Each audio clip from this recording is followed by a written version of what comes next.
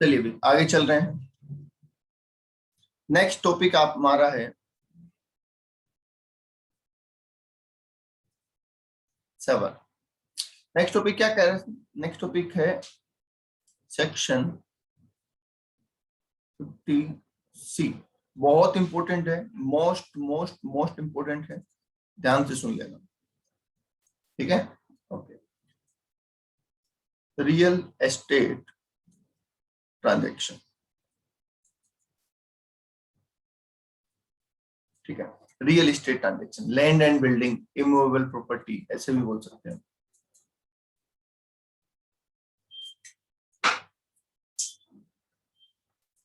ठीक है, देखो ये इंपॉर्टेंट क्यों है? इसका एक रीजन है, क्योंकि ये हमारे यहाँ पे ये कॉमन ट्रांजैक्शन है। आप भी कभी ना कभी घर खरीदोगे, घर बेचोगे, तो ये ट्रांजैक्शन तो कभी ना कभी होता है हर इंसान के साथ। तो सुनिए, तो बाकी चीजें जरूरी नहीं है, वो ज्वेलरी बेचें जरूरी नहीं है, ठीक है, कोई फर्नीचर बेचें जरूरी नहीं है, पर ये ट्रांजैक्शन ऑलमोस्ट सबके साथ होता है। और इसमें एक प्रॉब्लम क्या आती है कि हम जितने रुपए में ट्रांजैक्शन करते हैं, हम उतने रुपए में प्रेजेंट नहीं करते उसको, ठीक है? मतलब हमारा जो कल्चर है उसमें क्या होता है, समझना ध्यान से।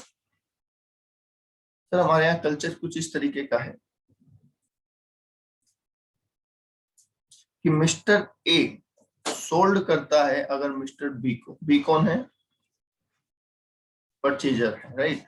और ये कौन है सर? सेलर है। तो मिस्टर ए अगर सोल्ड कर रहा है मिस्टर बी को एक हाउस प्रॉपर्टी मान लीजिए, एक घर मान लीजिए, और ये क्या करता है, एक्चुअल में सोल्ड करेगा 1 करोड़ रुपए में। एक्चुअल में सोल्ड कितने में करेगा? 1 करोड़ रुपए में। और ये प्रेजेंट करेगा गवर्नमेंट के सामने कि सर हमने 40 लाख रुपए में सोल्ड किया है। कितने रुपए में? 40 लाख रुपए में सोल्ड किया है। तो जो 60 लाख का ट्रांजेक्शन होगा वो क्या हो जाएगा? वो ब्लैक मनी हो जाएगा। 60 लाख का ट्रांजेक्शन क्या हो जाएगा सर? ब्लैक मनी हो जाएगा। समझ गए? अभी ब्लैक मनी क्यों हो जाएगा? क्योंकि सर सेल करने वाला चेक से पेमेंट नहीं लेगा, इस इतने अमाउंट का कैश पेमेंट लेगा, ठीक है? और परचेज करने वाला उतने का पेमेंट क्या कर देगा? कैश में कर देगा। अब सर ऐसा क्यों किया जाता है वो सुनिए। इसमें दोनों के फायदे हैं, बेचने वाले का भी और सेल करने वाला का भी। हालांकि ये इलीगल है, गलत है। कैसे? देखिए, सेल करने वाला अगर अमाउंट कम दिखाएगा तो क्या उसे कैपिटल गेन कम देना पड़ेगा? बताइए, क्या उसे कैपिटल गेन कम देना पड़ेगा? हाँ सर, क्योंकि सेल कंसिडरेशन कम है तो कैपिटल गेन कम है। जाहिर सी बात है ना, सेल कंसिडरेशन कम है तो कैपिटल गेन भी कम है। यस, तो ये तो हो गई एक बात। अब आइए सर, परचेज करने वाले के क्या फायदा है, वो कम क्यों दिखा रहे हैं? बताइए, परचेज करने वाला कम क्यों दिखा रहा है? वो क्या चाहता है, उससे क्या दिक्कत है?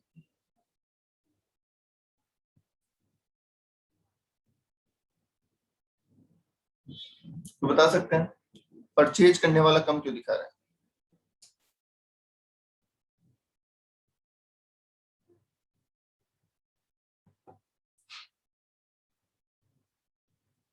ब्लैक मनी निकल जाती है। देखिए, परचेज करने वाले से कोई पूछेगा, अगर वो 1 करोड़ में एसेट खरीदता है और डिपार्टमेंट उससे पूछता है कि भैया तेरे पास 1 करोड़ पाए कहाँ से, तो जाहिर सी बात है उसको 1 करोड़ की व्हाइट मनी चाहिए होगी, जो कि उसके पास नहीं है, ठीक है? तो इसलिए वो ब्लैक मनी को यूटिलाइज करने के लिए चाहते हैं कि हम कम में शो करें। समझ गए? दूसरी बात, ये 2 फायदे समझ में आ गए। बेचने वाला कैपिटल गेन कम देना पड़े, खरीदने वाला ब्लैक मनी का एडजस्टमेंट हो जाए। अब तीसरा पॉइंट सुनो, स्टाम्प ड्यूटी का फायदा। स्टाम्प ड्यूटी का फायदा कि भैया जब हम खरीदते हैं तो 6 से 7% हमारा खर्चा आता है रजिस्ट्री करवाने का, राइट? जितने रुपए की रजिस्ट्री होती है उसका 6 से 7% खर्चा आता है हमारा, जिसमें स्टाम्प ड्यूटी, रजिस्ट्रेशन चार्जेस वगैरह वगैरह होते हैं, ठीक है? अगर हम उस अमाउंट को कम कर देंगे, रजिस्ट्रेशन वाले अमाउंट को, तो ये अमाउंट भी कम आएगा। तो ये सारे फायदे लोगों ने देखिए तो उन्होंने क्या किया कि कम अमाउंट शो करना स्टार्ट कर दिया। अब सवाल ये आता है कि सर बोलते हैं ना आटे में नमक तो चलता है, और नमक में आटा चलता है क्या? बताइए, आटे में नमक चलता है मतलब छोटी मोटी आप गड़बड़ी करो वो तो कहीं पता कहीं ना कहीं चल जाती है, पर अगर आप पूरा ही घोटाला करने लग जाओ तो चलेगा क्या? नहीं। तो लोगों ने कहा पहले तो कि 1 करोड़ का 40 लाख दिखाएंगे, फिर कहा कि जब कम ही दिखाना तो 40 क्यों, 30 लाख दिखा देंगे। फिर और सोचा कि जब दिखाना ही कम है तो 30 क्यों दिखाए, 5 लाख ही दिखा देते हैं। समझ गए? तो गवर्नमेंट ने क्या किया कि भैया ऐसे काम नहीं चलेगा, हम एक मिनिमम रेट फिक्स कर रहे हैं, आप बेचो कितने में भी वो आपकी टेंशन है। अभी हम कैपिटल गेन की बात नहीं कर रहे हैं, इनकम टैक्स की बात नहीं कर रहे, ध्यान से सुनना। अभी हम बात किसकी कर रहे हैं? रजिस्ट्रार, जहां पे आप अपनी प्रॉपर्टी को ट्रांसफर करवाते हैं रजिस्ट्रार के पास। इस बंदे ने कहा सर ये तो लोग बहुत बड़ी जालसाजी करने लगते हैं, और इस तरीके से तो हमें तो स्टाम्प वैल्यू मिलेगी नहीं, हम तो रेवेन्यू नहीं मिलेगा। तो हम एक मिनिमम रेट फिक्स कर रहे हैं कि हम उससे कम में रजिस्ट्रेशन नहीं करेंगे। ठीक है, आपने सौदा कितने में भी किया हो, हम हमारी स्टाम्प ड्यूटी इस अमाउंट से कम चार्ज नहीं करेंगे। तो उसको नाम दिया गया स्टाम्प ड्यूटी वैल्यू। आई बात समझ में? क्या फिक्स किया गया? स्टाम्प ड्यूटी वैल्यू, जिसको डीएलसी रेट बोलते हैं नॉर्मल लैंग्वेज में। ठीक है, अब इन्होंने एरिया वाइज, जैसे मान लीजिए कहा जाए कि जयपुर में बापू नगर में पर स्क्वायर फीट की रेट 1,000 रुपए है, ठीक है, या 3,000 रुपए है। ठीक है, जयपुर में राजा पार्क में रेट इतनी है, इस तरीके से रेट्स फिक्स कर दें। ठीक है, स्क्वायर फीट के हिसाब से, एक मंजिल का मकान है तो इतनी होगी, 5 मंजिल का है तो इतनी होगी, इस तरीके से उन्होंने रेटें फिक्स कर दी। अब आप गए सर इनके पास और जाके कहते हैं कि साहब मैंने 40 लाख में सौदा किया है। ये कहते हैं भैया हमारी स्टाम्प वैल्यू है 50 लाख, हम इससे कम में, इससे कम वो नहीं लेंगे स्टाम्प ड्यूटी। रजिस्ट्रेशन आपके 40 लाख में कर देंगे, हमें उससे कोई दिक्कत नहीं है, आप जानो आपका काम जाने। वो तो लेन देन तो उतने का हुआ, तो हम उतने में रजिस्ट्रेशन करने को तैयार हैं, पर जो हम आपसे स्टाम्प चार्जेस लेंगे वो हम हमारी रेट का लेंगे, उससे कम का नहीं लेंगे। बोलिए, बात समझ में आई? अभी इनकम टैक्स इसमें कहीं पे भी बीच में नहीं है, अभी इनकम टैक्स की बात नहीं कर रहे हैं। अभी सेलर है, बायर है और रजिस्ट्रार है। बताइए, यहां तक बात समझ में आई?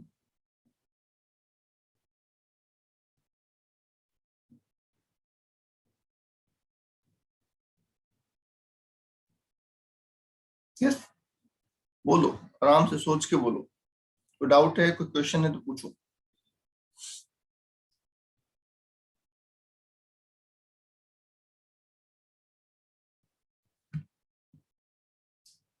सर अगर रियल में सेल 40 लाख होता तो भी लगेगी स्टाम्प ड्यूटी। भाई आपने स्टाम्प ड्यूटी से कम बेचा, वो आपकी मजबूरी है, हम स्टाम्प चार्जेस डीएलसी रेट से कम नहीं लेंगे।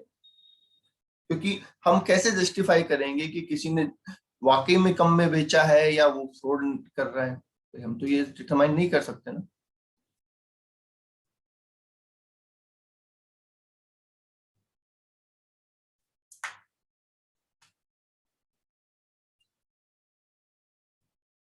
बोलिए, बाकी लोग फटाफट जवाब दे दो भाई, क्योंकि बहुत इंपॉर्टेंट पॉइंट है, अगर यहीं पे अटक गए, रास्ता भटक गए तो फिर आगे दिक्कत आएगी।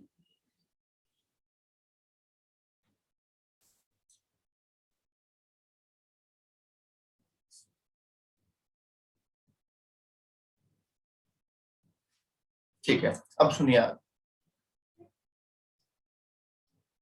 ठीक है, अब सुनिए आगे। अब आगे क्या हुआ सर? ये तो बात होगी रजिस्टर वगैरह की, अब आया इनकम टैक्स बीच में, इनकम टैक्स डिपार्टमेंट। ठीक है, अब इनकम टैक्स कहता है कि सर बताइए क्या हो रहा है, सेल प्राइस कितनी है? एसएससी कहता है सर 40 लाख रुपए sale price, 40 lakh sale price. वो कहते हैं डॉक्यूमेंट दिखाइए, उसमें सारी बातें पता चलती है। वो कहता है भैया आपने स्टाम्प ड्यूटी तो 50 लाख है, स्टाम्प ड्यूटी तो 50 लाख है, आपने सौदा कितने में किया? बोलते सर 40 लाख में किया है। वो कहते हैं नहीं नहीं, ये बात तो नहीं चलेगी, आप स्टाम्प ड्यूटी 50 लाख पे दे रहे हो और आप हमें कैपिटल गेन 40 लाख पे दोगे, ये तो धोखा है। ठीक है, तो हम भी यही लेंगे, हम भी क्या लेंगे? हम भी स्टाम्प ड्यूटी वैल्यू पे ही टैक्स लेंगे आपसे, क्योंकि आप तो झूठ बोलोगे, आज 40 लाख बोल रहे हो, कल 50 लाख की जगह 30 लाख बोलोगे। भाई जिसकी वैल्यू स्टाम्प वैल्यू 50 लाख होगी, आप तो बोलोगे हमने 30 लाख में बेचा है। तो हम भी ये लेंगे, क्या लेंगे? स्टाम्प ड्यूटी वैल्यू पे आपसे टैक्स चार्ज करेंगे। ठीक है, अब आपका सवाल आएगा कि सर मान लो ये डिक्लेयर प्राइस जो है, एसएससी जो बता रहा है, ये रेट ज्यादा होती, ये रेट ज्यादा होती तो भैया सेल प्राइस पे ले लेंगे। बताओ। समझ में आया इनकम टैक्स का कंसेप्ट? तो इन्होंने क्या रूल बनाया, इन्होंने रूल बनाया सर स्टाम्प ड्यूटी वैल्यू और सेल कंसिडरेशन जो आप बता रहे हो, विच एवरेज हायर लेंगे, क्या लेंगे हम, विच एवरेज हायर लेंगे। इसको सेल कंसिडरेशन की जगह आप लिख लो सेल्स वैल्यू, सेल वैल्यू लिख लो, विच एवरेज हायर को लेंगे। आई बात समझ में? स्टाम्प ड्यूटी वैल्यू और सेल वैल्यू में से जो ज्यादा होगा सर उसे हम सेल कंसिडरेशन करेंगे। अब सवाल आया कि सर ये तो गलत बात है, हो सकता है जेन्युइनली, ऐसा भी तो हो सकता है जेन्युइनली स्टाम्प ड्यूटी ज्यादा हो, हमने जेन्युइनली कम में बेचा हूं। ये ऐसा भी तो हो सकता है कि जेन्युइनली आपने प्रोडक्ट कम में बेचा है, आपने जमीन 40 लाख में बेची, स्टाम्प वैल्यू 50 लाख है।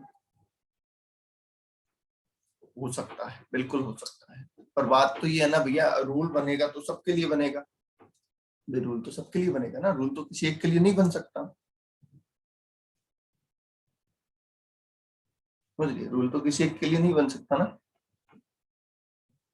यस, तो इसलिए क्या बोला कि चलो ठीक है, हम आपकी बात को थोड़ा कंसीडर करते हैं, और उस थोड़ी सी बात को कंसीडर करने के लिए बेसिकली क्या किया गया, आपको एक विंडो दी गई। विंडो मतलब एक बोलते ना मार्जिन दिया गया। क्या मार्जिन दिया? आपको बोला गया कि अगर आपकी डिक्लेयर वैल्यू और स्टाम्प वैल्यू में, अगर आपकी डिक्लेयर वैल्यू और स्टाम्प वैल्यू में 10% से ज्यादा का डिफरेंस नहीं है तो हम आपकी रेट को मानने को तैयार है। ध्यान से सुन लेना, इसको बहुत इंपॉर्टेंट है। कैसे बोला कि आप अपनी सेल वैल्यू का कितना ले लीजिए, 110% ले लीजिए, फिर कंपेयर कर लीजिए। सेल वैल्यू का 110% ले लीजिए और फिर कंपेयर कर लीजिए।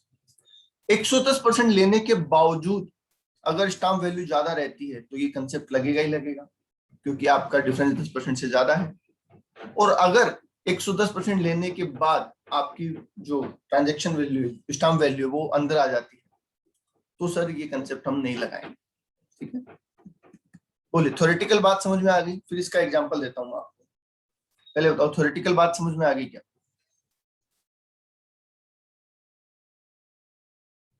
थ्योरेटिकली ये बात समझ में आ गई क्या?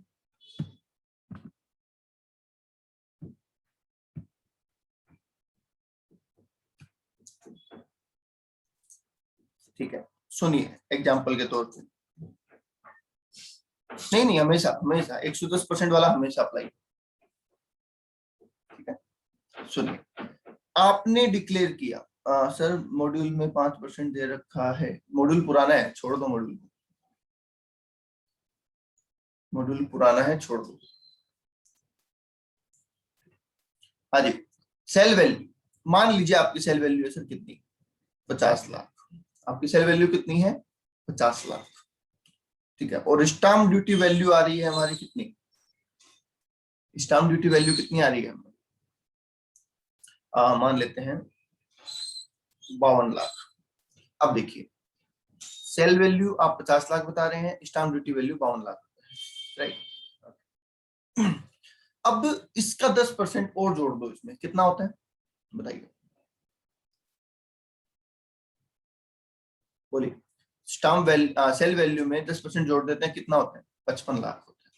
अब आपको बोला गया कि सर 55 लाख और 52 लाख, क्या आपकी स्टाम्प ड्यूटी वैल्यू और आपकी सेल वैल्यू में 10% से कम का डिफरेंस है? बताइए,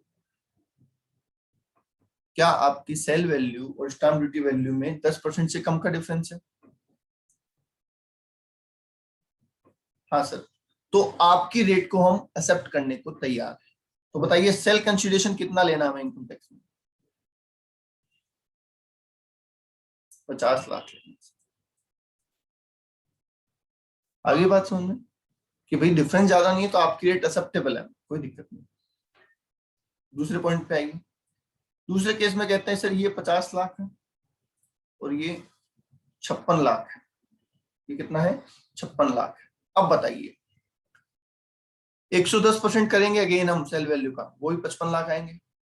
अब 55 लाख लेने के बावजूद स्टाम्प ड्यूटी वैल्यू एक्सीड कर रही है, स्टाम्प ड्यूटी वैल्यू एक्सीड कर रही है, तो क्या ये कंसेप्ट लग जाएगा विच एवर इज हायर वाला? यस। तो हमारा सेल कंसिडरेशन कितना हो जाएगा? 56 लाख हो जाएगा। कितना हो जाएगा? 56 लाख हो जाएगा। आगे बात समझ में? 25।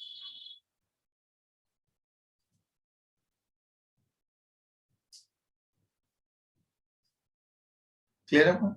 ठीक है, और बोलिए, अब आपके माइंड में जो क्वेश्चन है वो बोलिए। सेल वैल्यू कितना लिखूं? सेल वैल्यू कितना? एक केस आप बता दीजिए, जो भी पहले बताएगा उसका ले लेंगे। सेल वैल्यू कितना लिखें?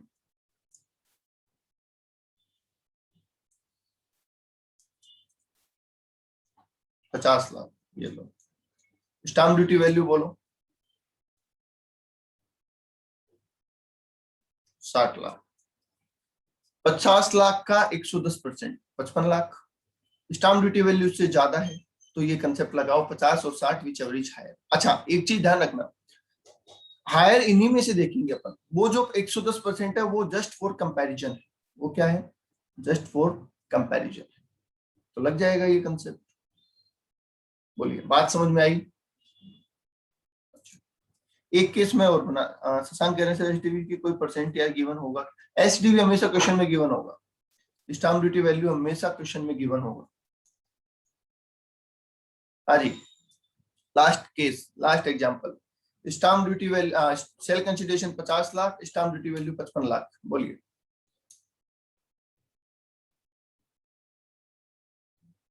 बोलिए।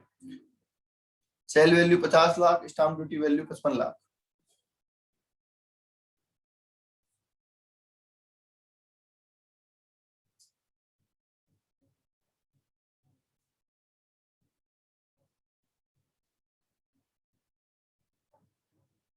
पचास लाख, बिल्कुल ठीक।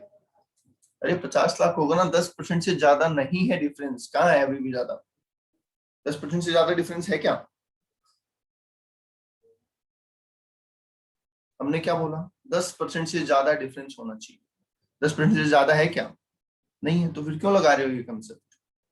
ये कंसेप्ट तभी लगेगा जब डिफरेंस 10% से ज्यादा हो।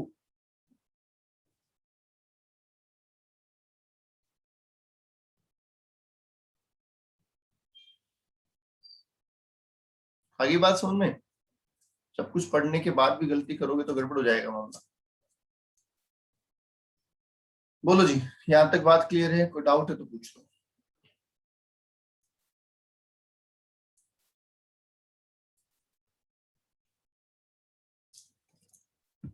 यहाँ तक कोई डाउट है तो पूछ लो भाई।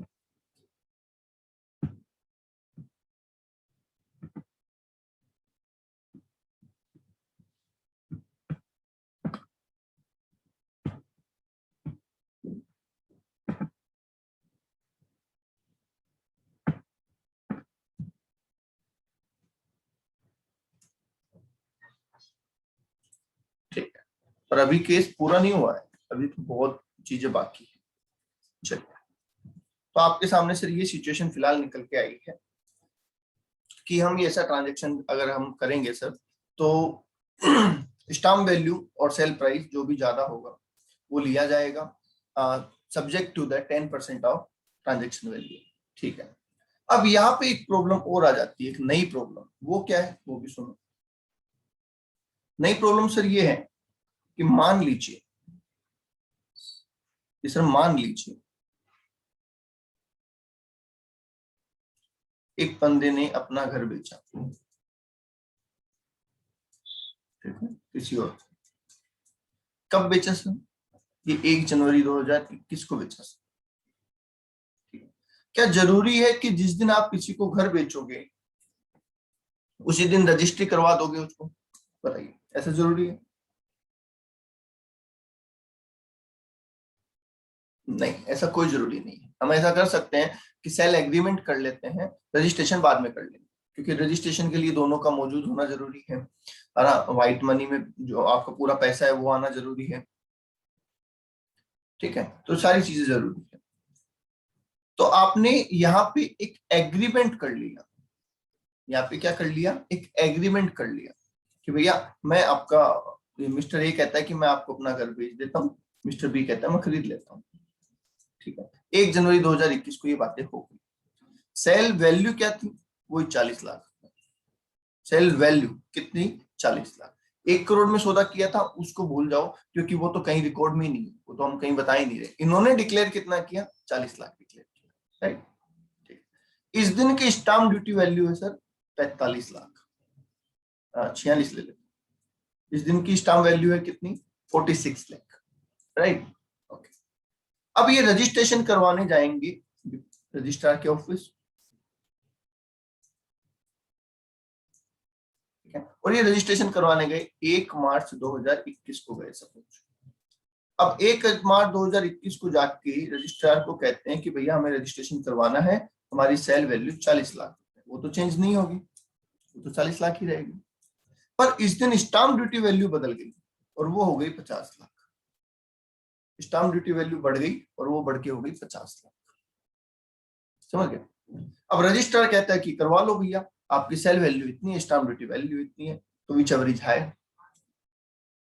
अब सवाल ये है कि हमने जो यहाँ पे ये लिखा था ना स्टाम्प ड्यूटी वैल्यू, देखो यहाँ पे इस पुरानी वाली सीट में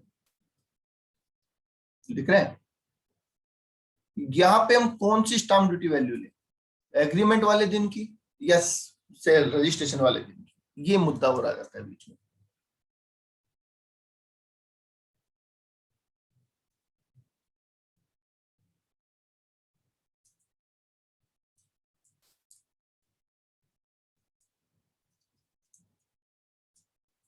बताइए ये किस दिन के लिए है।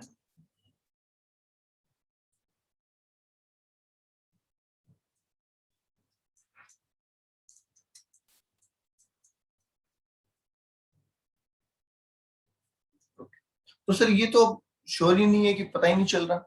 ठीक है, कुछ कह रहे हैं एग्रीमेंट, कुछ कह रहे हैं रजिस्ट्रेशन।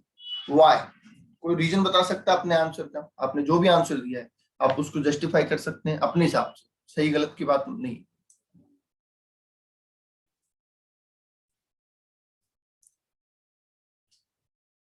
एनीवन, क्योंकि तुक्का मारना अलग चीज है, अपने आंसर का जस्टिफिकेशन अलग चीज है। आपने जो भी आंसर दिया आपके पास उसका अपना लॉजिक होना चाहिए।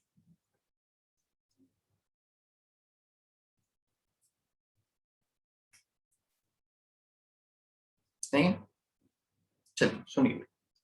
अब यहाँ पे सर ये डिस्प्यूट हो गया, तो इसी सेक्शन का 50C है ना, जो इसी सेक्शन का प्रोवाइजो, कुछ लोग प्रोविजो बोलते हैं, कुछ प्रोवाइजो बोलते हैं, ठीक है, उसमें ये केस आया, उसमें ये प्रोविजन बनाया गया इसके रिगार्ड। अब हम रजिस्ट्रार को पूछते हैं कि भैया देखो हमारा एग्रीमेंट इस दिन हो गया था, आपको क्या दिक्कत। अब हमारा एग्रीमेंट ही हो गया है ना, घर बिक ही गया, तो आप ये कैसे कह सकते हैं कि रजिस्ट्रेशन वाली डेट का ये लो।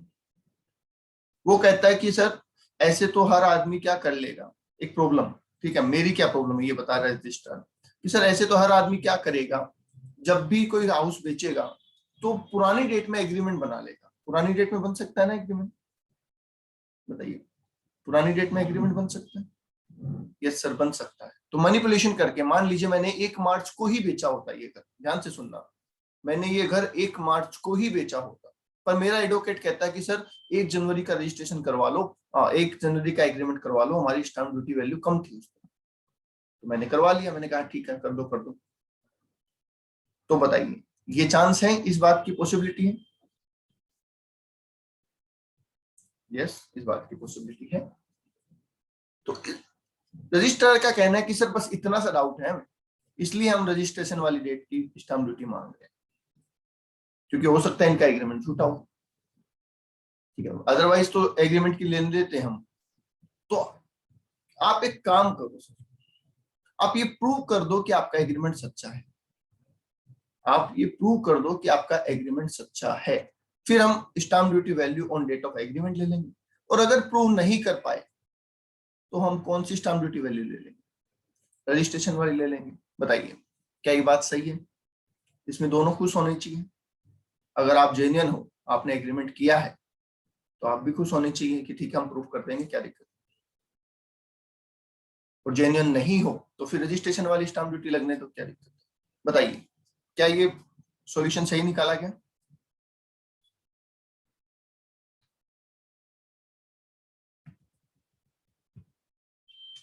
हाँ सर। पर सवाल ये कि सर प्रूफ होगा कैसे? बहुत आसान है, बहुत आसान है। देखो क्या, अगर आपने इस दिन एग्रीमेंट करवाया है, अगर आपने इस दिन सामने वाले को एग्रीमेंट करवाया है, क्या उससे कुछ पैसा लिया होगा? बिना पैसे के एग्रीमेंट थोड़ी करवा देंगे किसी को। पूरा नहीं तो पार्टली सही। क्या आपने सेलर से पेमेंट लिया होगा? हाँ बोलिए। परचेजर से, सॉरी, क्या आपने परचेजर से पेमेंट लिया होगा? पेमेंट के बिना तो आप रजिस्ट्रेशन करवाएंगे नहीं, हाँ एग्रीमेंट भी नहीं करवाएंगे। तो यहाँ पे बोला गया any payment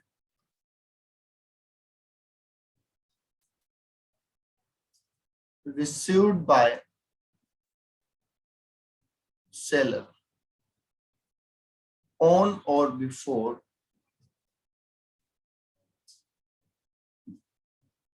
date of agreement, ठीक है, date of agreement by bank. आपने एग्रीमेंट की डेट को, क्योंकि हो सकता है सेम डे पेमेंट करके एग्रीमेंट करवाया हो, तो एग्रीमेंट की डेट को या उससे पहले कोई पेमेंट रिसीव किया है क्या? वो भी बैंक के थ्रू। आप बोलोगे सर हमने कैश में लिया था, कैश को हम कंसीडर नहीं करते क्योंकि कैश का कोई प्रूफ नहीं होता। तो कैश पेमेंट का कोई प्रूफ होता है क्या? नहीं। कैश पेमेंट की तो आप झूठी रसीद बना दोगे या झूठी हाँ करवा दोगे किसी की। बैंक में 5 डेट में ट्रांजेक्शन नहीं हो सकता, बैंक में 5 डेट में ट्रांजेक्शन नहीं हो सकता, राइट? हो सकता है क्या बैंक में 5 डेटेड ट्रांजेक्शन? नहीं हो सकता। तो सीधा सिंपल है, अगर आपने डेट ऑफ एग्रीमेंट की डेट को या उससे पहले कोई पेमेंट किया है, यस, तब तो आपका एग्रीमेंट सच्चा है और हम एग्रीमेंट की रेट लेने को तैयार है। और अगर आपने पेमेंट नहीं किया है तो इसका मतलब आपका एग्रीमेंट झूठा है और हम रजिस्ट्रेशन वाली डेट की वैल्यू लेंगे। बोलो, आगे बात समझ में? यहां तक किसी के कोई डाउट है तो बोलो।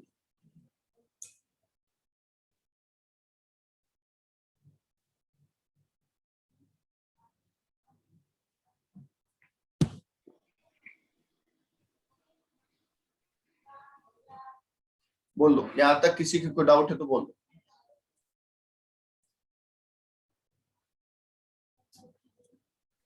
सर हाँ जी। जैसे सर कोई थर्ड पर्सन के बीच में कोई ट्रांजैक्शन तो थर्ड पर्सन के बीच में ट्रांजेक्शन होगा वो, मतलब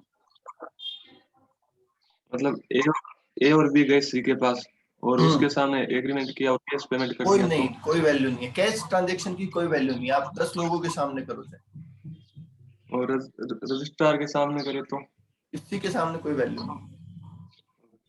क्योंकि आप रिश्वत किसी को भी दे सकते हैं, हाँ किसी से भी करवा सकते हैं, उसकी वैल्यू नहीं है ना। फिर तो कल को आप बोलेंगे सर मैंने पुलिस वालों के सामने किया था, तो वो फिर कॉन्फ्लिक्टेड मैटर हो जाता है। जब इनको खत्म ही करना था, खत्म कर दिया, भैया बैंक से करो पेमेंट। कैश पेमेंट गवर्नमेंट वैसे ही प्रमोट नहीं करती। Okay sir.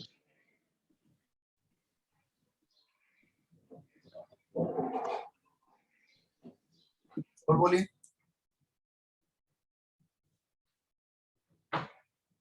समझ गए? क्योंकि देखो ऐसा लूपहोल अगर रख देंगे ना तो आप 10 लोगों को लेके पहुंच जाओगे, सर मैंने इन 10 लोगों के सामने पेमेंट किया, ऐसे कैसे नहीं मानोगे आप? तो कॉन्फ्लिक्टेड मैटर हो जाएगा, तो किस्सा ही खत्म। नहीं भैया, कैश पेमेंट नहीं चलेगा। ओके, चलिए आज के लिए इतना ही। यहाँ तक कोई डाउट है तो पूछ लीजिए, 1 मिनट का टाइम और है।